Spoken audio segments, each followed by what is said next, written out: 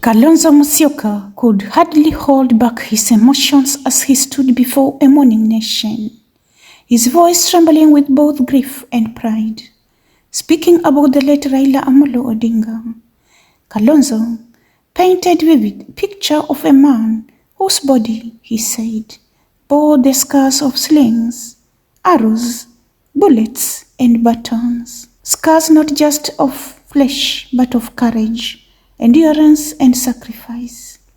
In his powerful tribute, Kalonzo reminded Kenyans that behind the name Baba was a body that had suffered for democracy, a man who had been jailed, beaten, and yet never bowed. He spoke of Raila's resilience, saying that even after the darkest days of detention and torture, Raila would lift his hands to heaven and declare that the struggle must continue. Kalonzo described him as a warrior who turned pain into purpose, a freedom fighter who carried Kenya's dreams in his heart and her wounds on his skin. His life, Kalonzo said, was a living testament that true leadership demands sacrifice and that Raila gave his all even when it cost him. The emotional eulogy went beyond politics. Kalonzo spoke as a friend, a brother in battle, and a fellow patriot. He recalled the many seasons they shared, CORD, NASA, Azimio, each time standing side by side, each time believing that Kenya deserved better.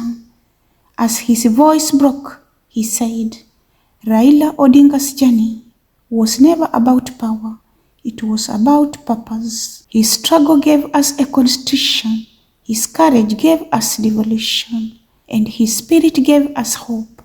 He urged the nation to honor Raila, not with tears alone, but with unity, justice, and the same unbreakable will that defined his life. In those few moments, the crowd fell silent. You could feel the weight of history pressing on every heart. Kenya was not just mourning a leader, it was celebrating a legend whose footsteps will echo forever in the sands of freedom. Raila Odinga's story was not one of the defeated but of destiny. His body may have carried the scars of battle, but his legacy carries the soul of a nation.